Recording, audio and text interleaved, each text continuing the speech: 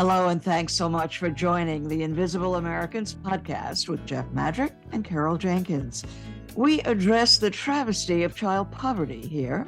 There are nearly 13 million children living in serious material deprivation in America, and we don't see them. They are our invisible Americans, and we plan to change that. A couple of words about us. The podcast is based on Jeff's book, Invisible Americans, The Tragic Cost of Child Poverty. He's an economics writer, author of 7, and co-author of another 4 books on the American economy. And Carol is an Emmy-winning journalist, activist, and author, most recently president of the ERA Coalition, working to amend the Constitution to include women. And we are longtime colleagues and friends.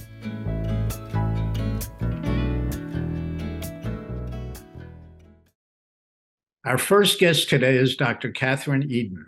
Dr. Edin is one of the country's most respected researchers and writers on poverty. She is a professor of sociology and public affairs at Princeton University and director of its Center for Research on Child Well-Being. Her book, $2 a Day, The Art of Living on Virtually Nothing in America, co-authored with Luke Schaffer, was met with wide critical acclaim. It was included in the New York Times 100 Notable Books of 2015, cited as essential reporting about the rise in destitute families.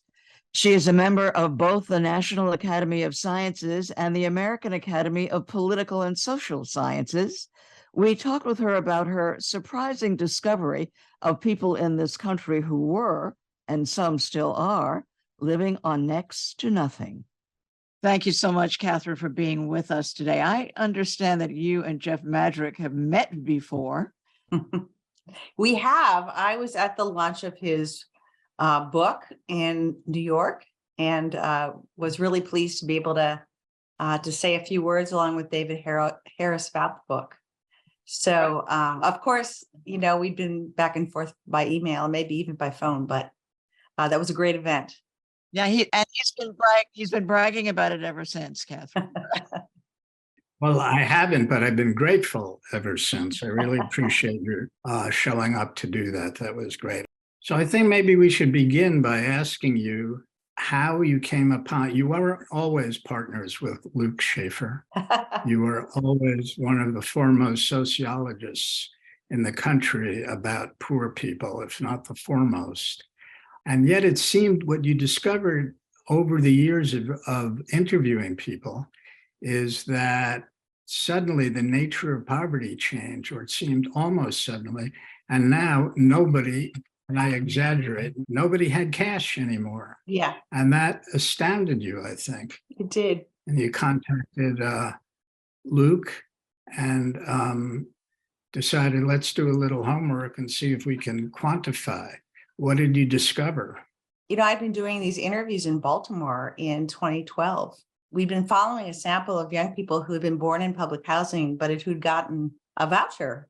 Some of them had gotten a voucher to move out of public housing, some hadn't. And we've been following these young people for, over a decade. And they were about 19, 20 when we came back in the summer of 2013 to talk to them.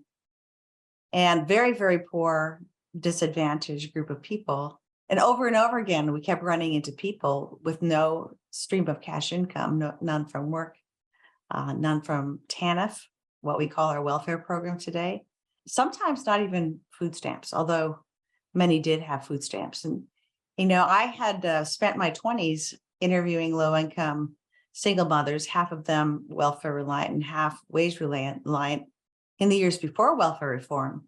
And there was really no one in this category that I ran into, somebody without any source of cash income. So, I'd done all this work in my early 20s on welfare. The world had changed. I'd gone on to study different topics. So it just occurred to me, could it be that in the aftermath of welfare reform, a new form of poverty had emerged, and one so deep that we hadn't even thought to look for it?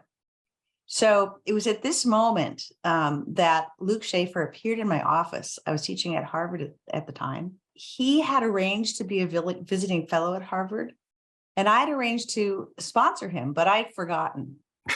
So when he showed up in my office, I was struggling to think of something to say. And so I told him this story about what I'd been observing in the field. And he said, "Oh, I am just the, is this a thing, or is this a one-off? Is this just something odd that happened in my interviews in Baltimore?" And so he says, "Oh, I have the algorithm all set up. I can tell you the answer to this question."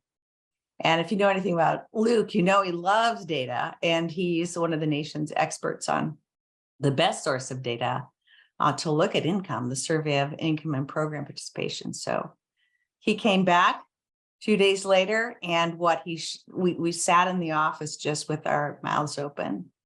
He saw this just sharp rise in the number of families with children who had been interviewed by this very, very, very intensive, detailed 12-hour, survey instrument. And they were reporting little or no cash income. We call this extreme poverty, $2 a day poverty in the book, but it was a stunning finding. Then, of course, we decided we had to see if this was real on the ground. And so we traveled across the country, meeting people who were living on this virtually no cash income and following them for many months and years. Kathryn, the beauty of the book consists in the stories that you are able to tell, the picture you are able to paint to make it real. Yeah. Here we talk about invisible Americans, and that you brought visibility in a real time way to the people you were talking with, and in a very human way too. And I think that your astonishment that here you found all of these people with no cash in a capitalist society, and how exactly does this work out? Yeah. I was just reading, because I'm teaching a course on poverty, about the 1890s. And something like this happened back then too, because there was just staunch opposition to what was called outdoor relief at the time. And so places like Brooklyn, New York, just wiped it out. The assumption was that people would just figure it out. But of course, what we found in our book, $2 a day, through these stories, is that the price families, and especially children, pay for living with virtually no cash income is unimaginable. And we as a country, if we're simply rational actors and we want to prevent future costs, we should absolutely view doing something about this problem as a mandate.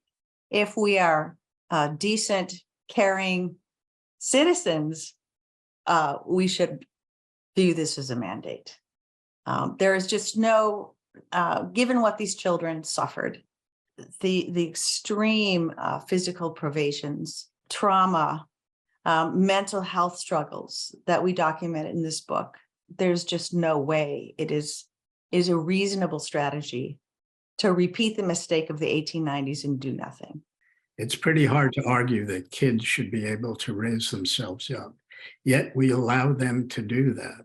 Does it shock you still that so many people are willing to neglect our children? Yes. In the debate over the child tax credit, there was this concern, there's an age-old pattern in American social policy, right? That we were terrified of producing dependents and a pauper class. And so in order to punish the adults into being self-sufficient, somehow we don't think we should enable them to become self-sufficient. We think we must punish them by making the alternative of work so unimaginably bad that they'll avoid dependency.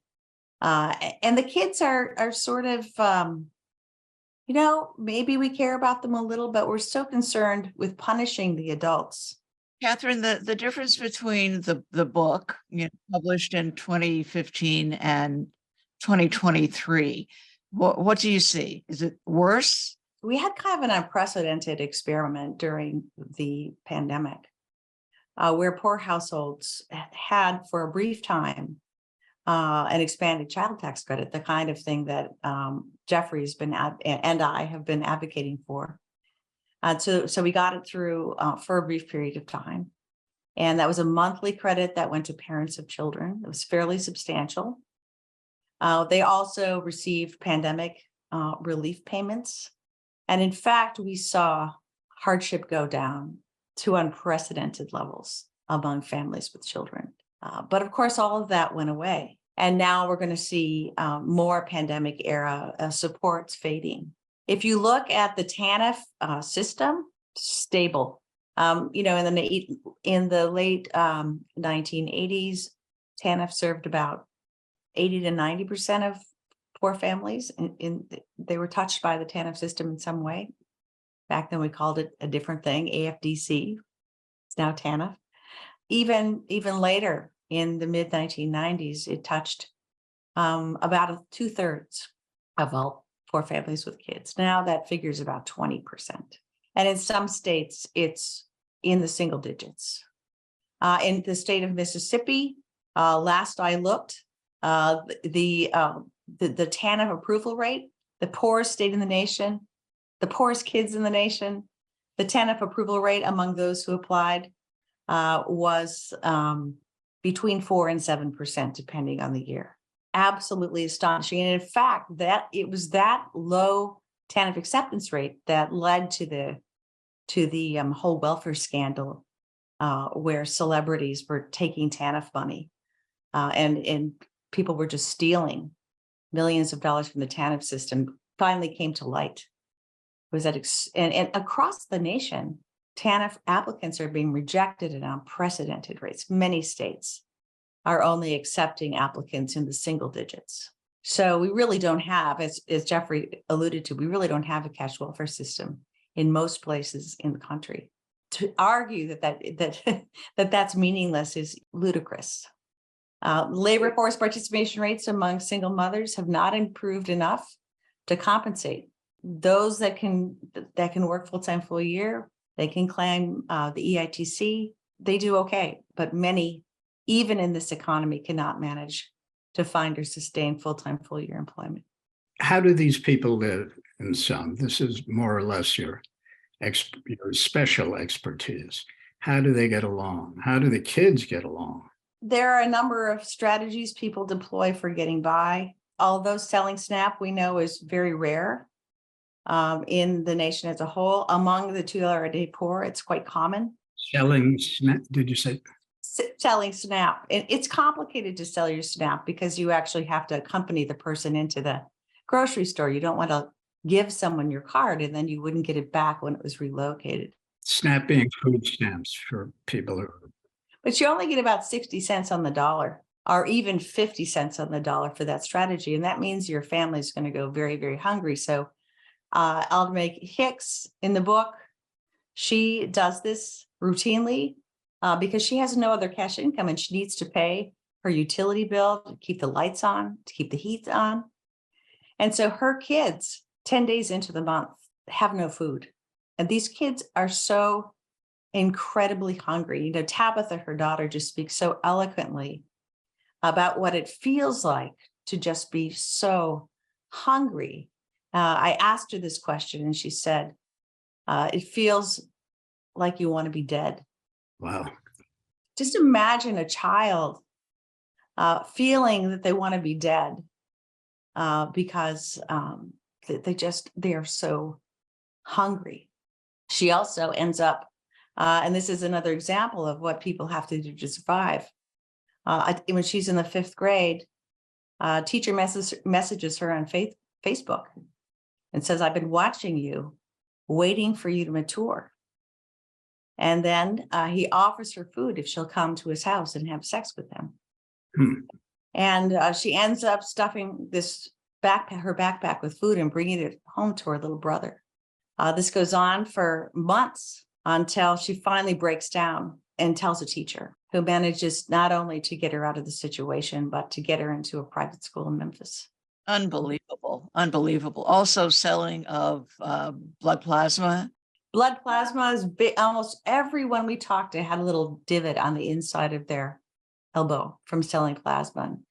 Jessica, one of our respondents from Appalachia, She's just this tiny little woman, and she weighs 1 pound more than the legal limit that you have to weigh in order to give plasma. This is the only source of cancer income for this family. And she comes back debilitated. She eats protein bars that the plasma clinic provides in order to pass the various blood tests to show that she's fit to donate. Other people, for about $1 an hour, this is both Paul and Jennifer Hernandez, pick up scrap metal and tin cans, rifle through garbage cans. These are people who are parents of children. They're scouring the neighborhood garbage cans and alleys for tin cans and old air conditioners, anything they can sell at the local scrap, the local scrap market. Now, so Kathryn, you say this whole idea, as many people, as Jeff often says, people say, why don't they just get a job? Why don't they just go to work? Many of these people did that, tried that. Yeah. If you don't have a college degree, it is very difficult to get full-time, full-year work in today's economy, partly because employers don't want to pay your insurance. Part-time work is ubiquitous and it's fragile. So what do we do about this, Kathryn? Is it better jobs? Is it the child tax credit? Is it all of these things? We know for more and more Americans that work doesn't work. So clearly finding a way to get more people into full-time, full-year employment is really important. But, a lot of those low-wage jobs don't have give. We all, especially as parents, need, and as daughters and sons of aging parents, we need some give in our jobs. So worker protections are really important, but the low-wage labor market is really broken. So that needs some serious attention. But we can't assume, it's always been a myth in the United States welfare state that anybody who wants a job can get one. It's never been true, even in the tightest economy, especially stable full-time, full-year work. So we have to make a provision for families who are doing a valuable service to society, and that is raising the next generation, young people who will be the workers who will pay for our retirement. We're taking the short view rather than the long view, and we're not investing in our children in nearly to the degree that we need to be. So something like the child tax credit is really a genius program, because virtually all parents need the help. Those are times in one's life when you're not at your prime earning capacity. You're in your 20s. Almost everyone struggles to make ends meet when they have younger kids. And it's a great time to say to those families, thank you. We support you. Similarly, with the expanded child tax credit, we saw parents spending money in ways that benefited kids, and not on alcohol and drugs. Right, exactly. Would you go so far as to say that there should be a universal floor, universal support, cash for it? Yes. I mean, I like the child tax credit because it sends a message that child rearing is valuable. Unconditional cash transfers for all Americans, sure, that would be nice. I'm not sure we can afford it. It's extraordinarily expensive, and we have to make some really fundamental trade-offs that we'd have to think hard about. But certainly for parents raising kids, they've earned it. And I think that's a message Americans would be receptive to. We were so close, but Joe Manchin thought his constituents would spend the money on drugs. Or coal. Yeah, coal. Yes, I think you and Jeff agree on that. And in terms of this next Congress, the one that we're in, the 118th, any progress? I know everyone is still fighting like mad to make sure that it gets reinstated. Are you optimistic about that? We might have to wait a couple of years. That's a long time to be hungry for these children. It's a long time to be hungry. Yeah. Well, you've been great, Kathryn. It's such a delight to talk with both of you. So nice to meet you, Carol, and to see you again, Jeffrey. And I wish you luck with this podcast.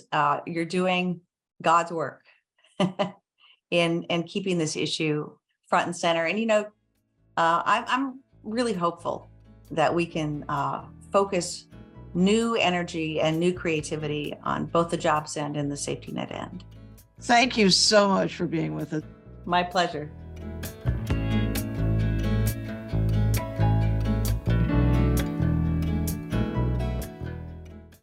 On February 7th, in his State of the Union address before Congress, President Joe Biden highlighted several family-related goals: paid family leave, childcare, universal pre-K, college education, affordable housing, and renewal of the 2021 expanded child tax credit that awarded monthly cash payments, was available to all families, and cut child poverty in half. But it lapsed. With us now to give us a preview of the child tax credit in the 118th session of Congress is Ashley Burnside. She's a senior policy analyst at the Center for Law and Social Policy, otherwise known as CLASP. The organization's mission is reducing poverty, promoting economic security, and advancing racial equity. Ashley, thanks a lot for joining us. Yeah, thank you for having me. As an advocate of child tax credit, at least since 2015, I was pretty excited when it passed, and then poof. What's going to happen next, given you wrote a very clear piece about why Congress let it go in the first place? Is there a future for the CTC? I think that this year, given the tight margins in Congress, I don't foresee a child tax credit bill going anywhere this year. I think that the debt ceiling fight is going to really take up a lot of the airtime, but I do know that there are some big child tax credit champions in Congress, like Representative DeLauro, Senators Brown and Booker and Bennett, and they are planning on reintroducing their bills that would implement a child tax credit expansion this year. But I don't foresee those bills moving this year. Hopefully this year can be a time where we can have Republicans and Democrats come to the table and build some consensus around why this policy is important and try to build around some nuts and bolts of what a child tax credit policy could look like in the years ahead. So I do think that there's a future to it, but maybe not as quickly as we'd like to see. Apparently the Republicans are coming aboard. Well, a handful of Republicans are coming aboard, which I didn't expect. How important will their contribution be? I think it's great that there are Republicans coming on board, and ideally I'd love to see every member of Congress. So it's only can help that we're seeing members like Senator Romney introducing their own bills. And of course, there are key differences in the bills that Republicans are proposing versus Democrats, and there still are only a handful of Republicans right now. But hopefully having both sides coming to the table supporting aspects of this policy can help us get to a place where we can come to a consensus that our nation should be investing in a child benefit for families with children, and that this is an important policy lever to reduce child poverty. Ashley, talk to us about the things that we'll phrase it as Democratic Republican, approaches to this. One is the cash payment directly to families, and the other is who's eligible for it. And it somehow doesn't make sense that the poorest, in many instances, would not be eligible for it. Talk to us a little bit about that. The key component there is whether or not the child tax credit has an earnings requirement or a work requirement that allows families to be eligible. When Congress temporarily expanded the child tax credit in 2021, they made it fully refundable, which means that families who have little to no earnings could access the credit. And this allowed the credit to reach families who have very low incomes. And that was part of what made it so effective at reducing child poverty in 2021.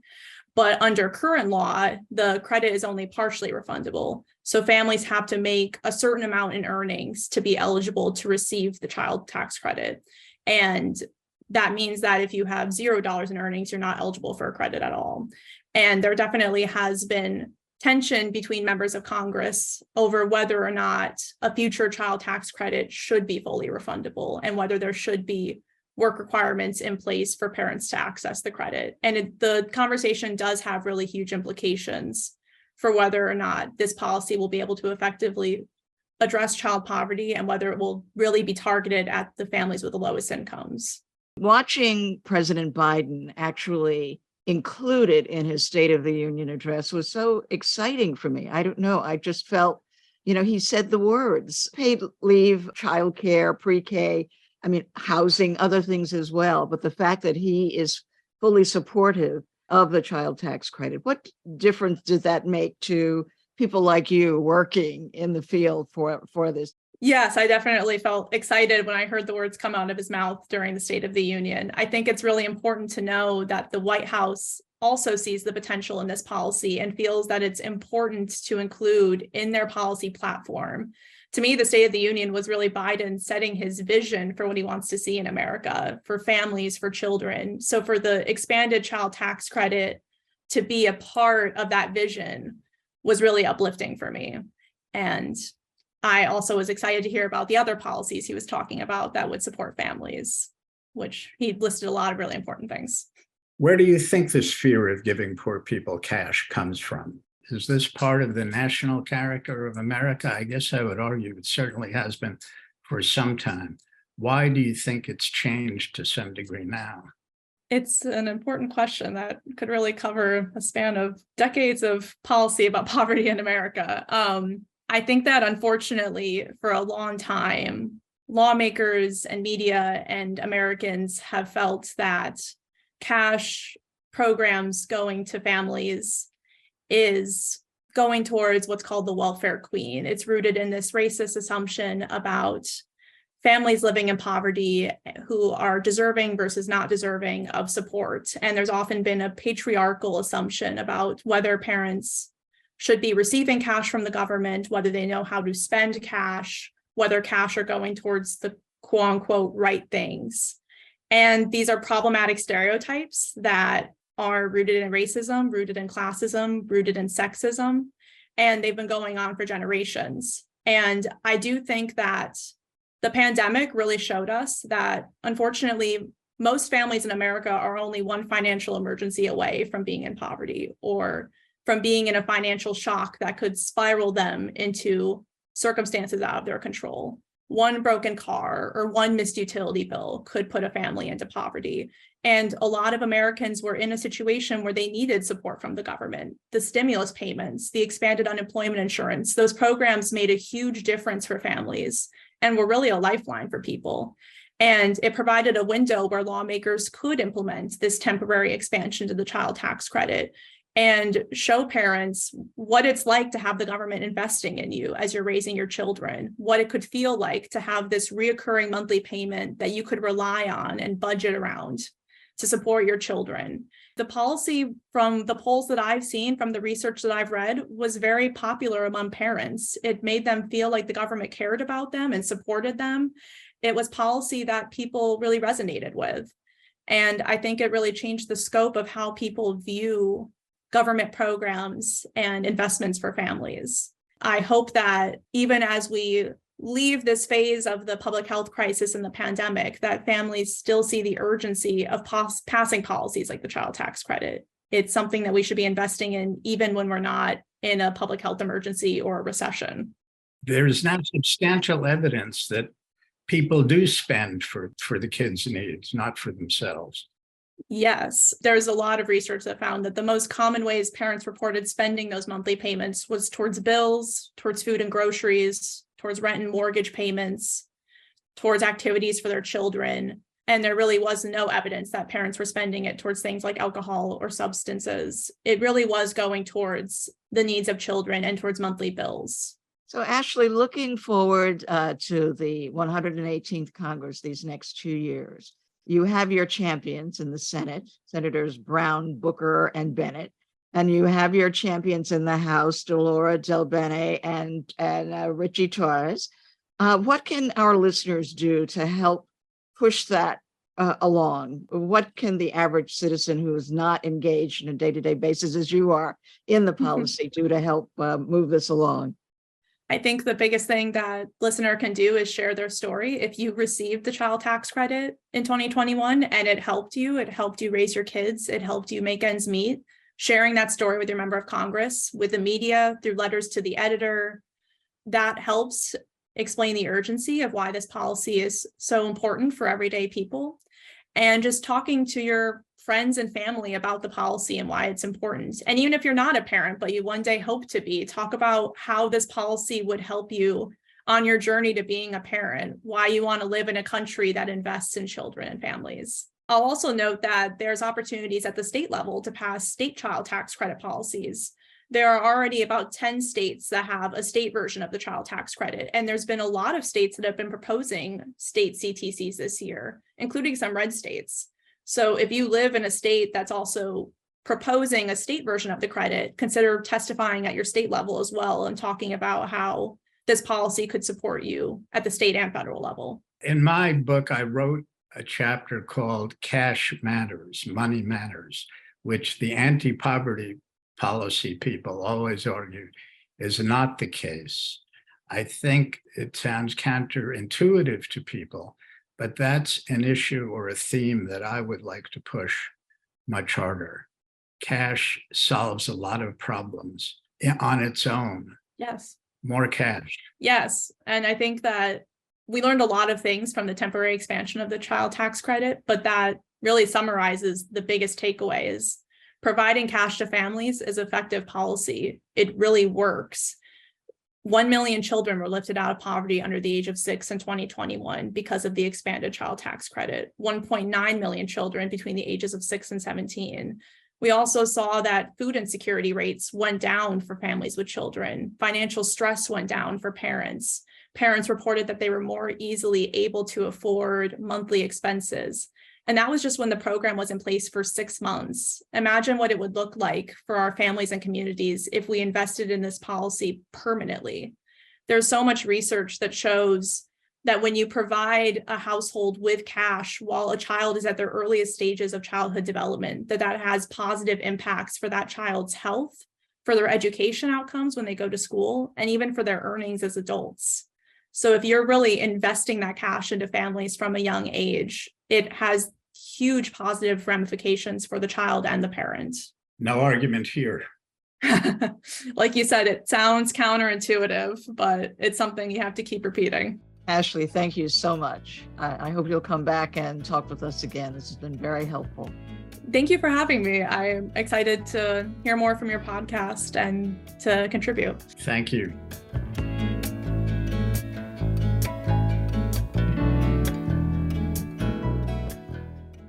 History will judge a nation's decency in various ways.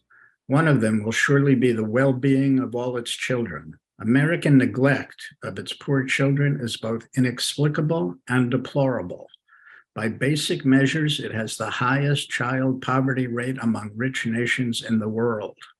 A generation of careful academic research has shown how damaging this has been to children's cognition, health, nutrition, and future wages.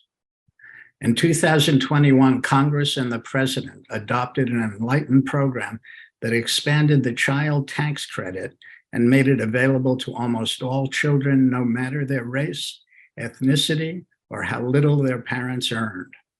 The results were stunning, cutting the poverty rate by half. But Congress refused to renew the program. In coming months, this podcast will examine the future of the child tax credit and other key policies to protect children from the destructiveness of poverty. We are dedicated to restoring a bright and optimistic future for all children in this land long celebrated for equal opportunity.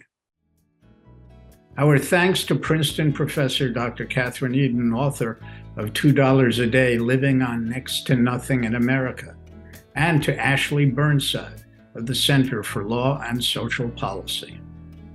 For more about erasing child poverty in America, go to our website, www.theinvisibleamericans.com. Jeff and I will see you here the next time on the Invisible Americans podcast.